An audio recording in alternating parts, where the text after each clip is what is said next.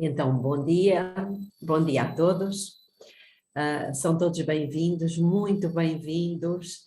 Temos hoje parece-me que mais pessoas, o número 12, não é? O número dos apóstolos.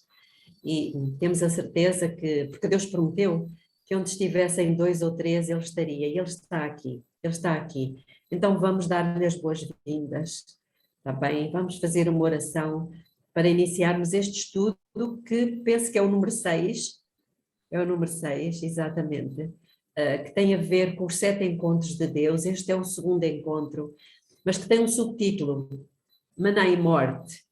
O que é que uma coisa tem a ver com a outra? Se o maná foi fonte de vida, não foi? Ok, vamos orar então. Querido Deus, eterno Pai que está nos céus, louvado e santificado seja o seu nome. Temos o nosso coração cheinho de gratidão por tudo aquilo que o Senhor é, por tudo aquilo que o Senhor fez já na nossa vida, por aquilo que o Senhor está a fazer e por aquilo que ainda vai fazer na vida de cada um de nós. Não temos palavras, Pai, para agradecer tantas bênçãos, tantas vezes que o Senhor tem mantido o nosso fôlego de vida, porque o Senhor é vida.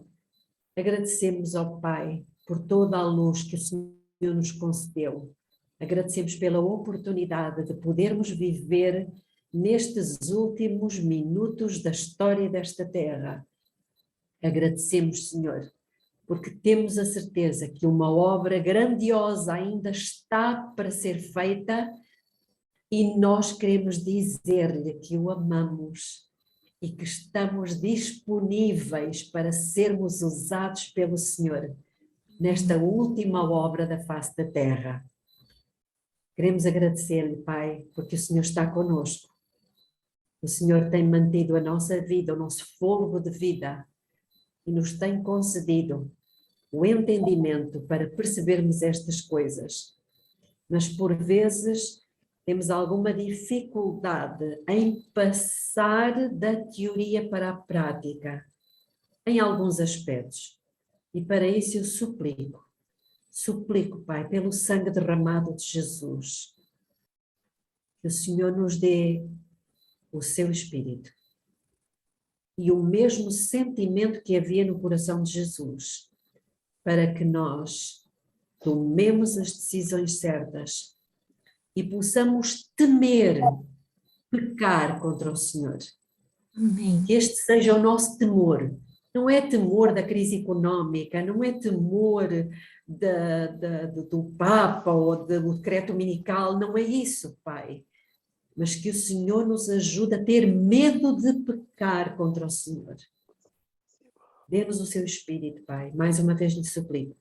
E o mesmo sentimento que havia no coração do Senhor Jesus é o que eu lhe suplico em seu santo nome. Amém. Amém. Amém. Muito bem, então vamos lá aqui para o nosso estudo. E já sabemos que a palavra festa significa encontro, não é? Mas também ensaio, Portanto, as festas eram um ensaio para, podemos dizer, o real, não é verdade? E, na verdade, o povo de Israel, ele foi comemorando as festas, mas o que Deus pretendia é que eles, ao comemorar essas festas, como um ensaio, percebessem que elas iriam ter o cumprimento efetivo. Estão a perceber? Não o cumprimento histórico, que acontecia todos os anos, na data certa, na data marcada, mas o cumprimento profético, para o qual cada uma das festas apontava. E isto é uma noção que nós, adventistas, também precisamos ter. E porquê? Porque existe uma festa apenas agora para nós, que falta cumprir.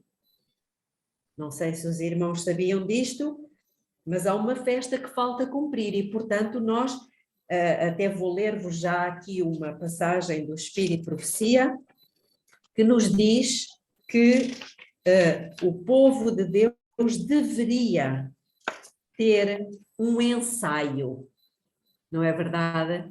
Deveríamos comemorar esta festa por antecipação, para que e estudá-la. Aliás, nós temos um capítulo no Profetas e Reis, no Patriarcas e Profetas, perdão, que é exatamente as festas anuais.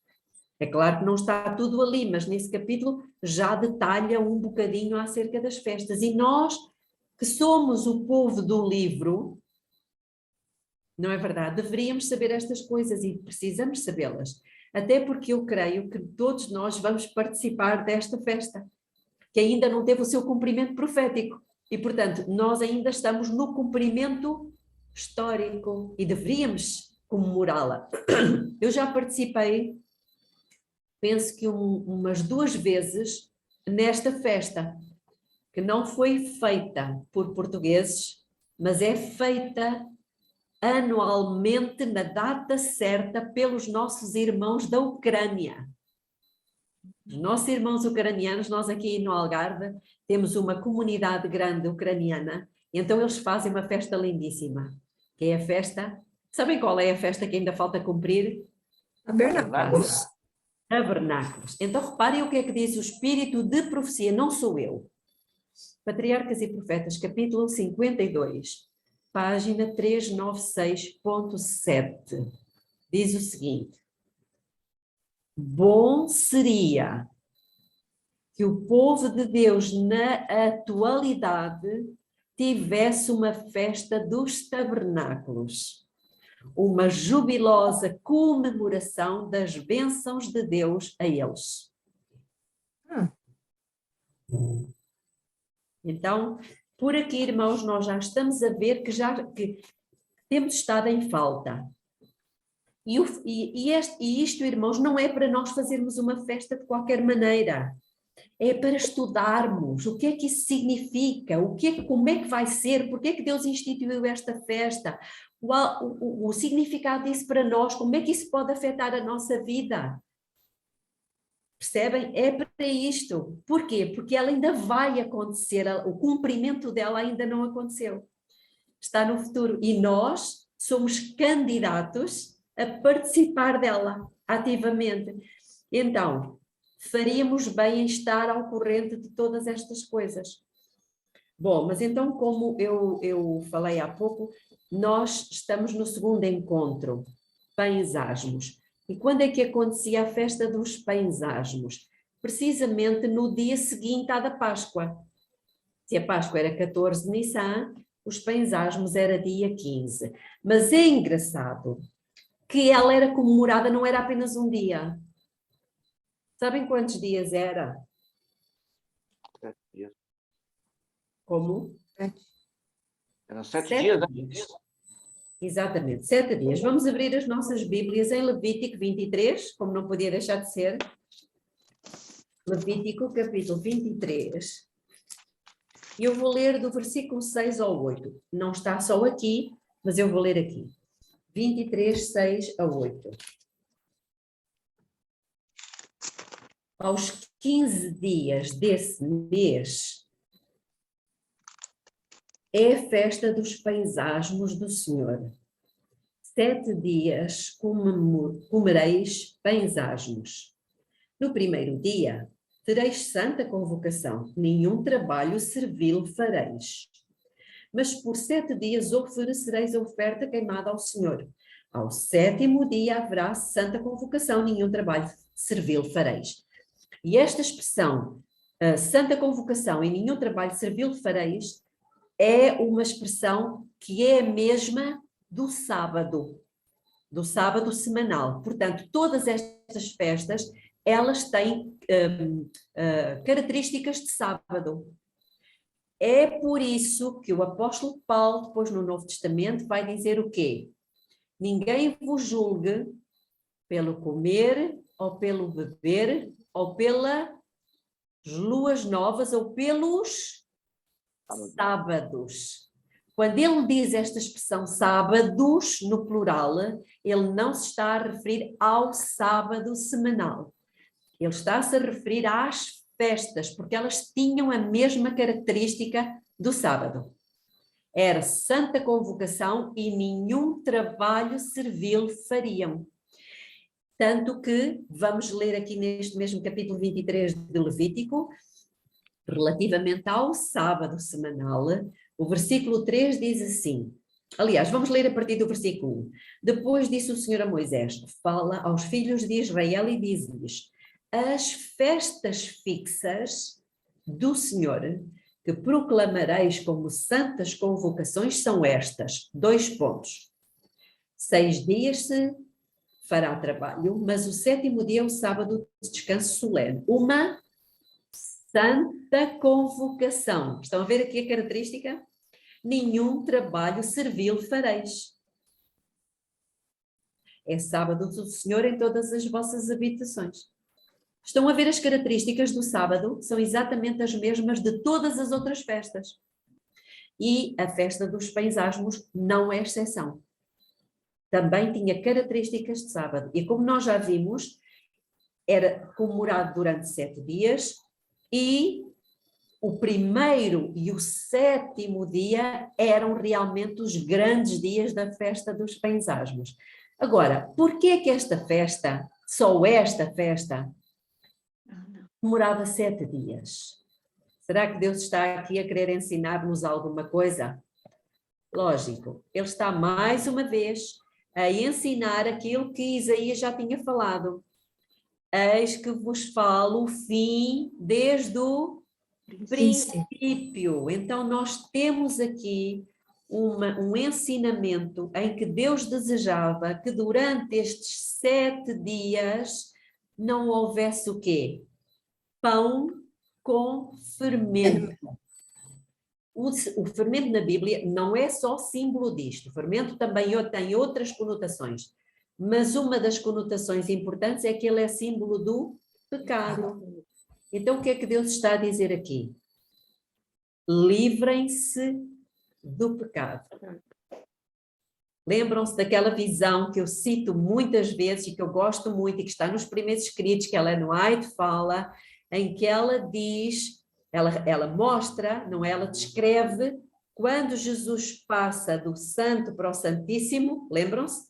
É a visão do fim dos 2300 dias. E quando Jesus, o Pai levanta-se do santo e vai para o santíssimo. Depois levanta-se Jesus, não é? E está para dirigir-se ao santíssimo, mas ele levanta a sua mão direita, olha para o seu povo que está na terra e o que é que ele diz?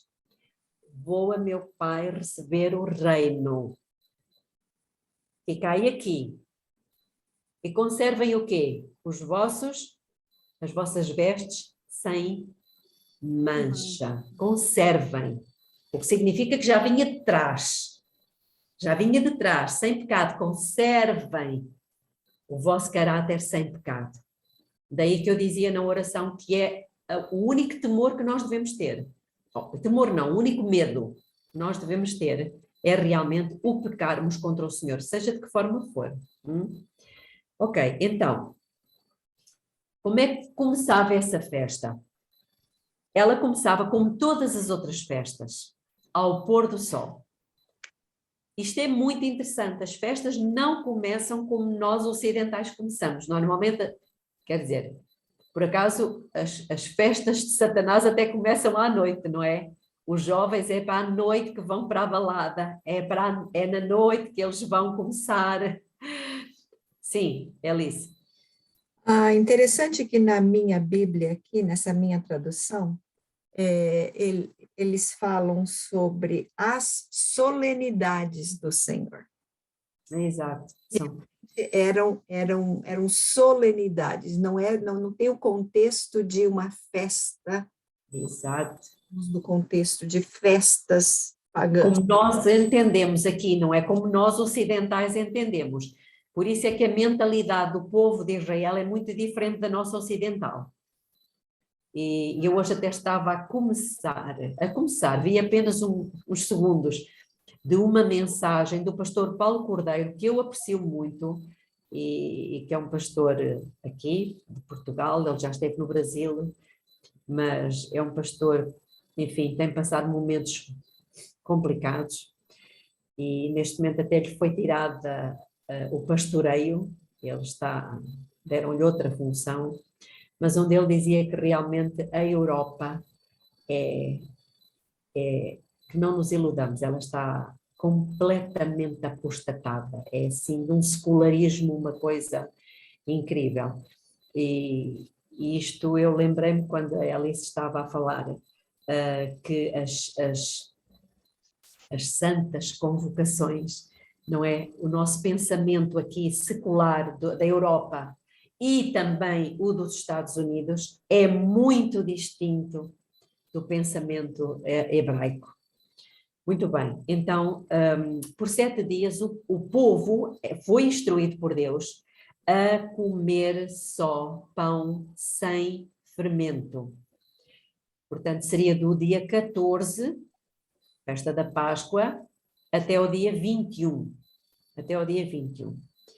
Depois, mais tarde, nas festas do outono, também temos a repetição destes 7 dias. Ok, mas agora vamos ficar por aqui. Estas festas, esta festa, o primeiro e o 7º dia das festas, eram chamados de Shabbat Gadol. O que é que isso significa? Significa o sábado grande. Gadol significa grande. E, como já dissemos, tinham características de sábado. Como é que era, na altura, comemorada esta festa? Era assim, era uma festa que tinha, a maior protagonista era a dona da casa, era a mulher. E o que é que ela tinha que fazer? O seu trabalho, antes de iniciar a Páscoa, era fazer uma faxina enorme na casa. Retirar todo o pão fermentado e até as migalhinhas de pão com fermento tinham que ser varridas para fora. Isso significa o pecado, né? Exatamente.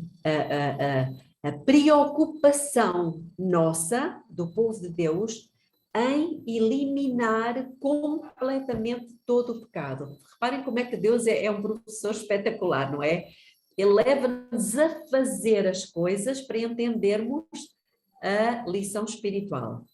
E então retiravam tudo, todo o fermento era retirado das suas casas, e eles recolhiam-no numa pazinha de madeira e punham num saco de pano para depois ser queimado no fogo. Interessante. Muito interessante. No fogo. O que é que isto significa? Já sabemos, santificação, não é verdade? E também tem a ver com o santuário, porque o primeiro móvel no santuário é o quê? O lugar onde se queima no fogo. O símbolo do pecado, tanto que um dos sacrifícios, os irmãos sabem que existem vários tipos de sacrifício, mas num dos tipos de sacrifício era aberto o animal e era-lhe retirado o quê? Em primeiro lugar? Os órgãos interiores. Como? Arminda, não percebi. Os órgãos interiores, tudo aquilo que era lixo. Era, portanto, sim, mas ainda em primeiro lugar era uma outra coisa. Pele. Era a gordura. Gordura. Era a gordura, irmãos. E a gordura é um símbolo de pecado. Do pecado. E ela é um símbolo não só do pecado, mas ela também faz mal às nossas artérias. Portanto, há aqui um significado duplo. Eu já agora peço-vos, é que nós lemos, eu falo por mim, não estou a dar nenhuma lição a ninguém, mas lemos as coisas e passam-nos os detalhes ao lado. Vamos abrir em Gênesis. Vejam como já está aqui contido este ensinamento, e eles sabiam, porque Deus já o tinha dito, já o tinha explicado. Gênesis, capítulo 4. Olhem o que está aqui.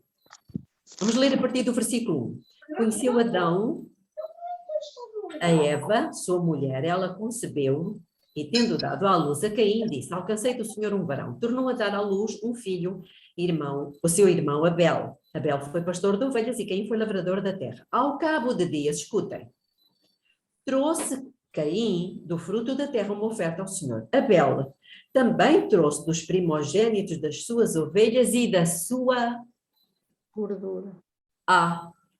Gordura. Por que lá está a referência da gordura? Porque eles sabiam que a primeira coisa que deveria ser tirada na oferta de sacrifício que ele ia fazer era a gordura, queimada no fogo, porque ela é prejudicial. Não só fisicamente, mas também com o ensinamento espiritual. Então reparem como já estava contido aqui toda esta noção de pecado. Primeiro queima-se o pecado e depois vai-se proceder ao resto. Então, como eu estava a dizer, nessa festa era feita uma coisa também interessante. Portanto, a mulher tinha o seu papel, a tal limpeza, a tal eliminação completa do pão fermentado e do fermento, mas o pai de família, quando havia crianças, ele fazia um jogo muito engraçado com as crianças. Então, o que é que ele fazia? Portanto, não havia pão fermentado em casa, à exceção de um pequeno pãozinho fermentado que o pai embrulhava num lenço branco e escondia na casa. Vocês podem perguntar, mas isso não está na Bíblia? Não, não está na Bíblia, está no Talmud. É certo que nós não devemos seguir as instruções do Talmud, mas de alguma forma ele nos dá indicações históricas muito boas. Então, para que era aquilo? Ele escondia num lugar bem escondidinho da casa e fazia um jogo com os meninos que era assim. Quem encontrasse o pão fermentado ganhava uma grande bênção. O que é que Deus queria com isto? Por que é que isto acontecia? O que é que isto significa? Alguém tem uma ideia? Encontrava o pão fermentado que simbolizava o pecado, tirava ele de ali, seria provavelmente queimado e teria uma bênção. Será? Pois o pão fermentado simbolizava Jesus, que não tendo pecado, se fez pecado por nós. Lembram-se da Maria? Quando Jesus morreu e foi envolvido num pano branco, num lençol branco, o lencinho em que o pai escondia o pão. Quando os anjos se aproximaram, ela disse o quê? Levaram o meu Senhor e não sei onde o puseram. Ele estava escondido. O pão que se fez pecado por nós. E a Maria que o encontrou, recebeu ou não recebeu uma grande bênção? Recebeu. Da mesma forma que todos aqueles que encontram Jesus. E vocês podem pensar assim, então, mas nós é que temos que ir à procura de Jesus? Vamos abrir as nossas Bíblias em Mateus, capítulo 7.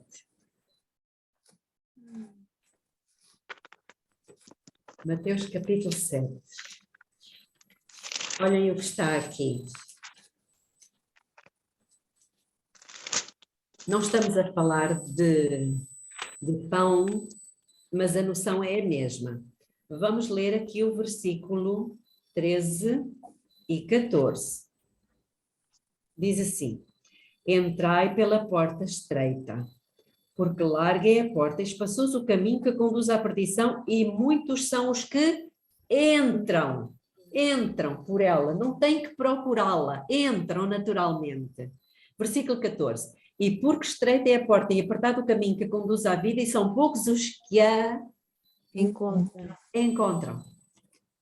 Então, meus queridos irmãos, tem que haver de alguma forma um esforço da nossa parte para encontrar esse Deus que está, parece que escondido. E onde é que ele está escondido? No lugar santíssimo.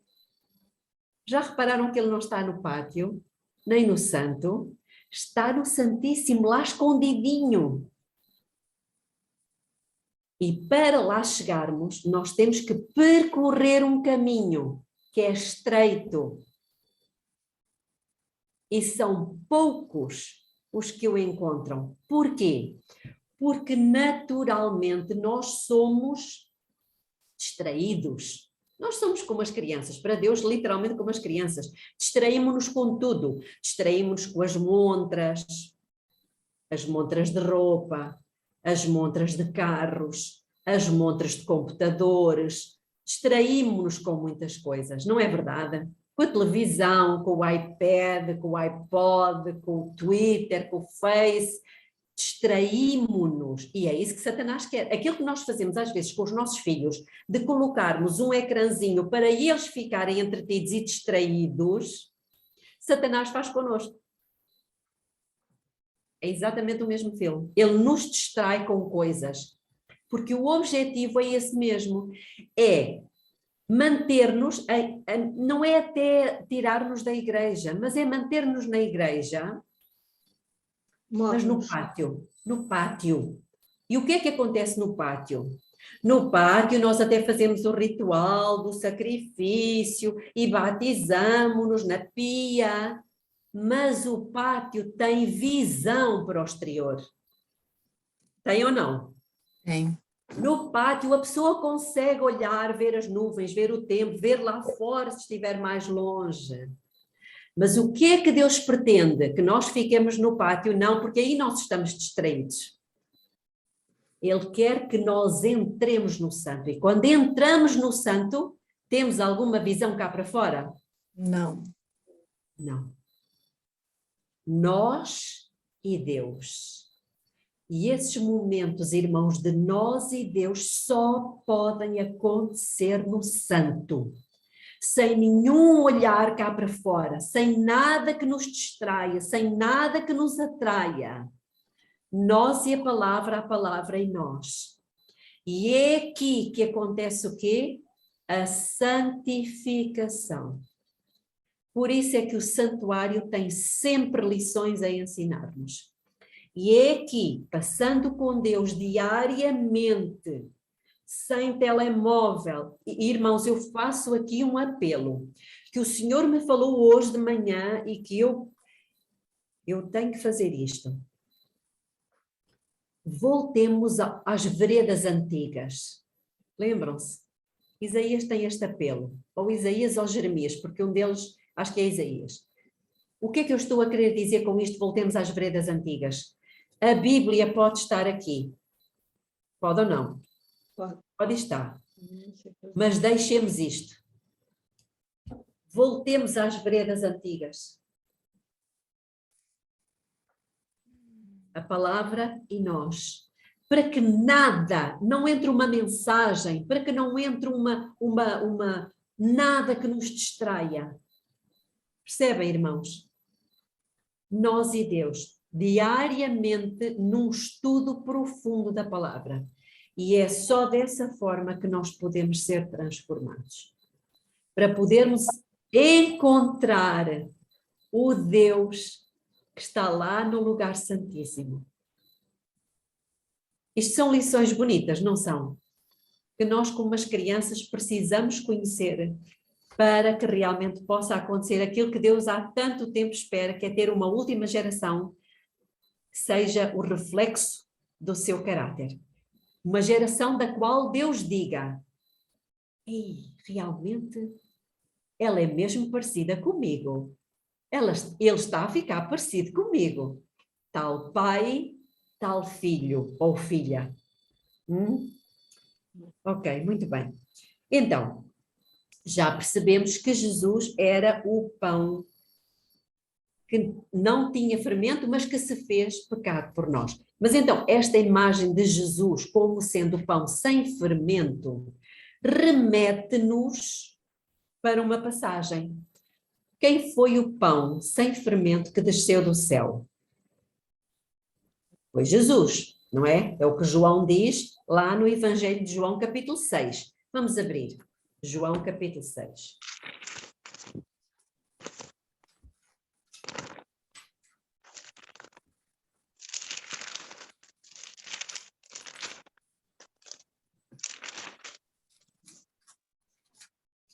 E eu peço a um de vocês que possa ler a partir do versículo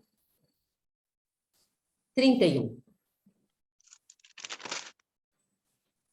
Nossos pais comeram o maná no deserto, como está escrito, deu-lhes a comer o pão do céu. Disse-lhes, pois, Jesus, na verdade vos digo, Moisés não vos deu o pão do céu, mas meu Pai vos dá o verdadeiro pão do céu. Porque o pão de Deus é aquele que desce do céu e dá a vida ao mundo. Disseram-lhe, pois, Senhor, dá-nos sempre desse pão. E Jesus lhes disse, eu sou o pão da vida. Aquele que vem a mim não terá fome, e quem crê em mim nunca terá sede. Obrigada. Agora só o versículo 51. Eu sou o pão vivo que desceu do céu. Se alguém comer deste pão, viverá para sempre. E o pão que eu der é a minha carne, que eu darei pela vida do mundo. Muito obrigada. Mas o capítulo todo fala disto. Então, quem é que deu o maná? Foi o pai. E o que é que o pai deu? Não foi o filho? Uhum. Foi o seu filho. Então, Jesus é o quê? É um maná.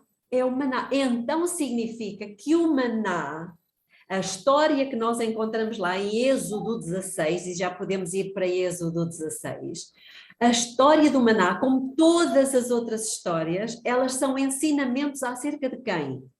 E começando por Moisés e por todos os profetas, explicava-lhes o que dele se achava em todas as escrituras. Então significa que em Gênesis, Êxodo, Levítico, Números, Deuteronômio, Josué, Juízes, todos os livros falam de quem? Jesus. E o maná não é diferente.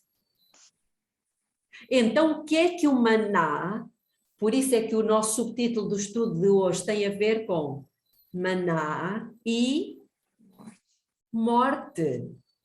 Então, mas o maná era fonte de vida ou era morte?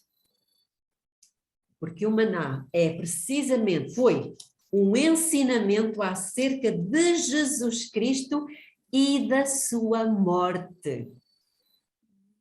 Talvez nunca tivéssemos pensado nisto desta forma. Vamos lá para Êxodo, capítulo 16.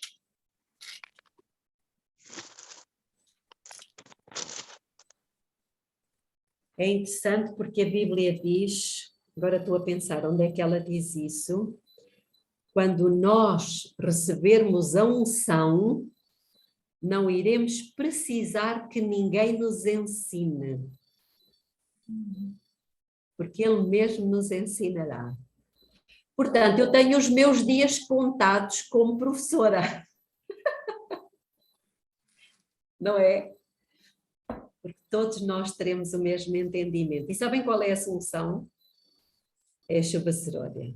É a chuva seródia, muito bonita. Ok, então vamos lá para Êxodo 16 e vamos ler o versículo. Não vamos ler tudo, era interessante lermos o capítulo todo, mas não vamos ler. Vamos ler o versículo 4, que diz assim: Então disse o Senhor a Moisés, eis que vos farei chover pão do céu, o tal que Jesus falou lá em João capítulo 6. E sairá o povo e colherá diariamente a porção para cada dia, para que eu o prove. Então o maná serve para quê? Provar. Uma aprovação. Para que eu o prove se anda na minha lei ou não. E depois vamos ler o versículo 15, que diz o seguinte: E vendo os filhos de Israel, disseram uns aos outros, que é isto? Porque não sabiam o que era. Então lhes disse Moisés, este é o pão que o Senhor vos deu para comer.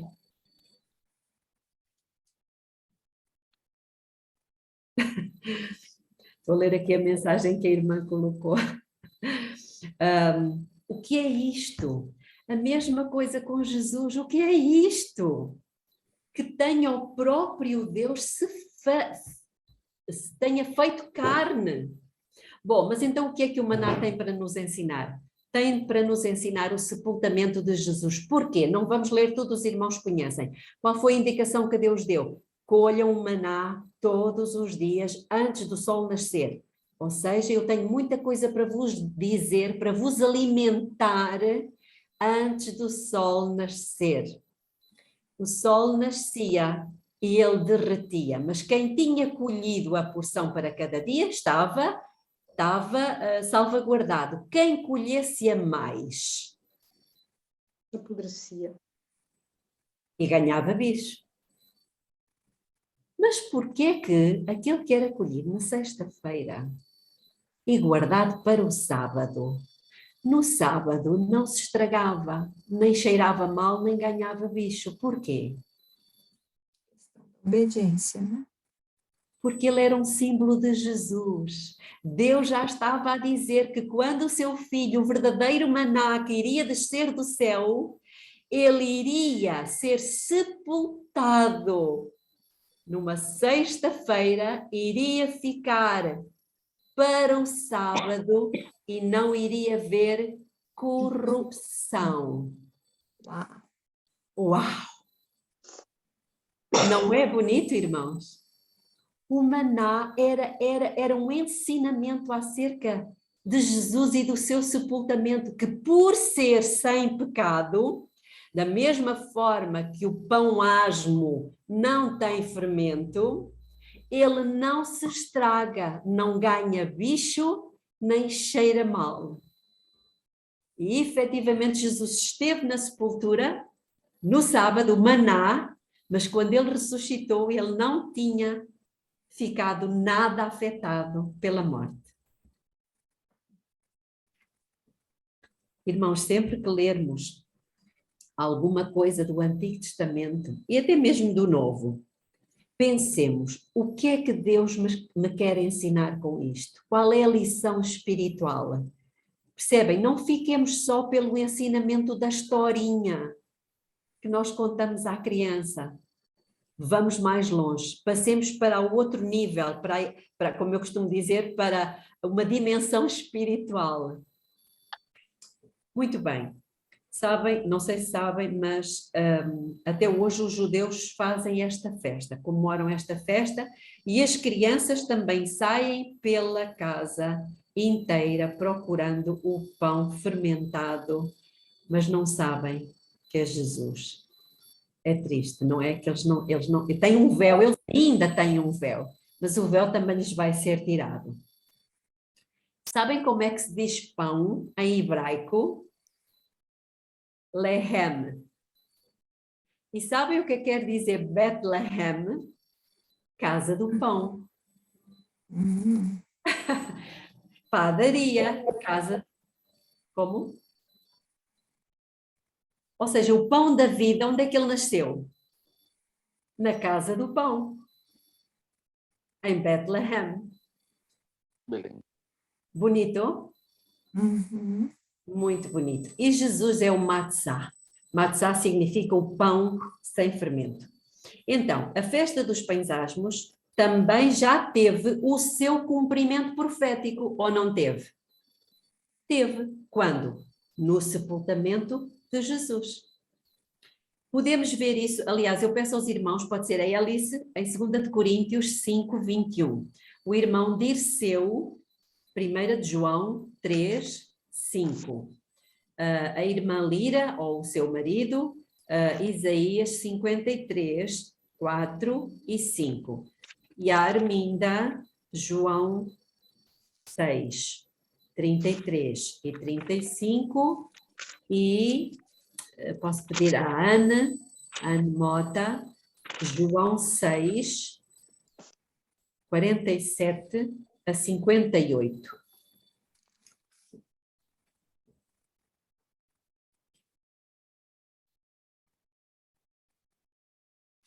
Então podemos começar, tá bem? 2 Coríntios 5, 21. 21. Aquele que não conheceu o pecado, o fez pecado por nós, para que nele fôssemos feitos justiça de Deus. O que é que nós temos aí? Quando Paulo diz isso. O tal pão com fermento da festa dos pães asmos. Ele que não conheceu o pecado se fez pecado por nós. Para quê?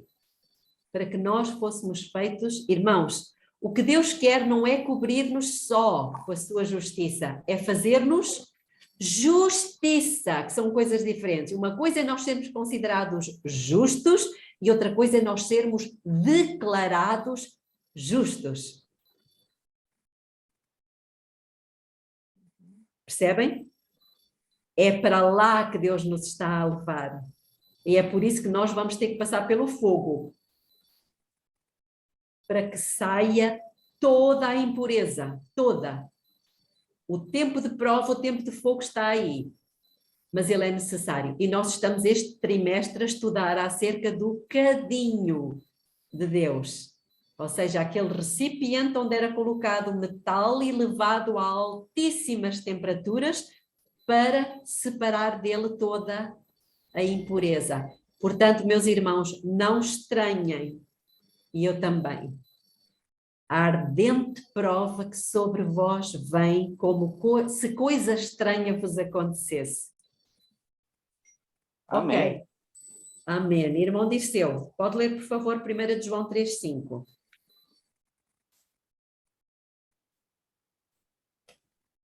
Irmão Dirceu. Ele está fechado o microfone. 3, verso 5. Sim. E bem sabeis que ele se manifestou para tirar os nossos pecados e nele não há pecado. O que é que ele faz? Tira. Ele tira, irmãos. Ele tira. E quem não acredita nisto não pode ter parte com Cristo. Quando João Batista diz: eis o Cordeiro de Deus que tira o quê? O pecado da Belinha, o pecado da Alice, o pecado da Ana, o pecado da Arminda, o pecado da Inês. Ele tira. Mas se ele tira, eu não posso agarrar-me a ele. Enquanto eu estiver agarrada a ele, ele não vai tirar à força. Ok. Isaías 53, 4 e 5. Certamente ele tomou sobre si as nossas enfermidades e as nossas dores. Levou sobre si, a nós reputávamos por aflito, ferido de Deus e oprimido. Mas ele foi transpassado pelas nossas transgressões e moído pelas nossas iniquidades. E o castigo que nos traz a paz estava sobre ele. E pelas suas pisaduras fomos sarados. Irmãos, obrigada, já fomos sarados, já fomos libertados. Então, se já fomos libertados, por que é que ainda somos escravos de algumas coisas? Se nós já fomos libertados, irmãos, vivamos com esta fé, não acreditemos nas mentiras de Satanás. Já fomos libertados pelo sangue de Jesus, porque ele foi moído como pão. O grão tem que ser moído. João 6, 33 e 35. Sou eu, não é? Sim. Eu. Porque o pão de Deus é aquele que desceu do céu e dá vida ao mundo. Agora 35.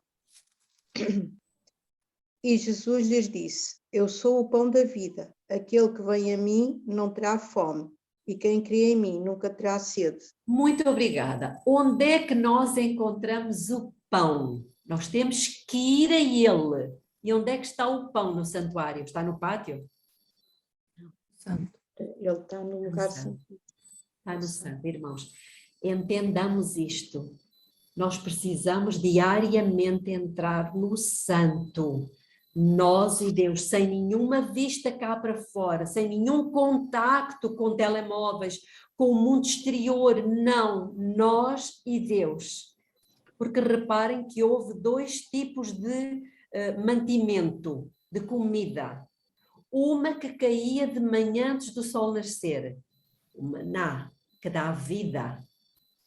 e o outro caía à tardinha, ao pôr do sol. E o que é que veio ao pôr do sol?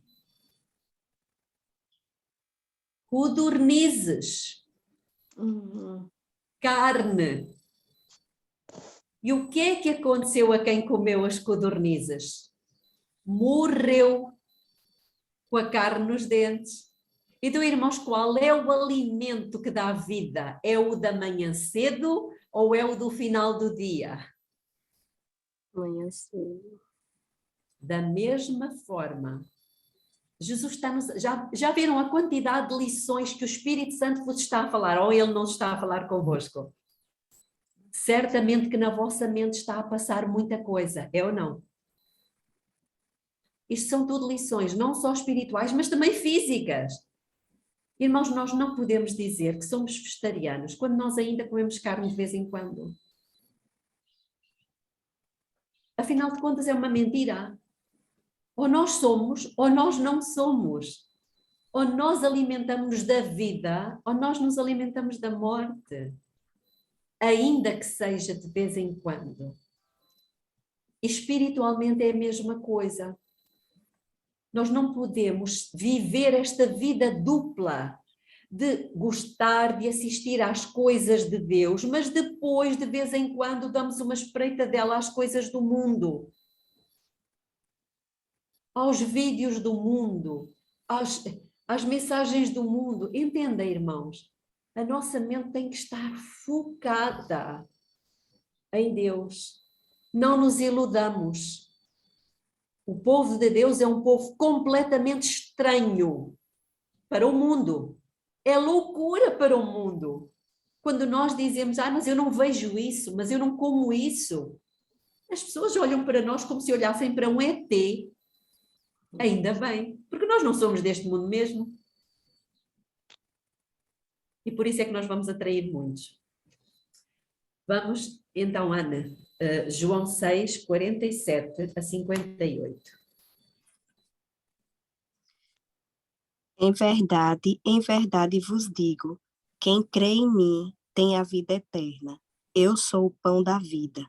Vossos pais comeram o maná no deserto e morreram. Este é o pão que desce do céu, para que todo o que dele comer não pereça. Eu sou o pão vivo que desceu do céu. Se alguém dele comer, viverá eternamente. E o pão que eu darei pela vida do mundo é a minha carne.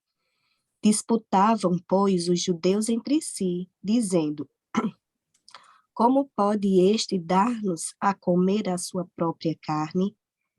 Respondeu-lhe Jesus, em verdade vos digo, se não comerdes a carne do Filho do Homem e não beberdes o seu sangue, não tedes vida em vós mesmos. Quem comer a minha carne e beber o meu sangue tem a vida eterna, e eu o ressuscitarei no último dia, pois a minha carne é verdadeira comida e o meu sangue é verdadeira bebida. Quem comer a minha carne e beber o meu sangue permanece em mim e eu nele.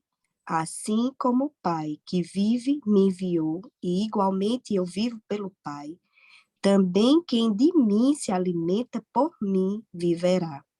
Este é o pão que desceu do céu, em nada semelhante àquele que os vossos pais comeram e contudo morreram. Quem comer este pão viverá eternamente. Muito obrigada. Então, o que é este pão? O que é este pão que dá vida?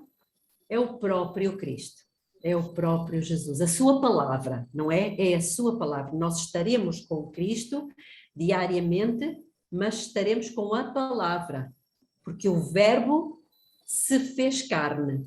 O que ele nos está a dizer é que nós, ao comermos a sua carne, teremos que comer a sua palavra. Não é verdade? Comer a sua palavra. Mastigá-la, digeri-la, meditar sobre ela. E diz o rei Davi no Salmo 39, versículo 3, enquanto eu meditava acendeu-se o fogo. A chuva serôdia vai vir sobre aquele que tiver feito este exercício durante algum tempo. Irmãos, temos muitas coisas para falar ainda, mas acerca desta festa dos pães asmos, nós vamos ficar por aqui, vamos fazer uma oração e depois abrimos para perguntas, está bem? Para não passarmos para outra mensagem. Vou orar então.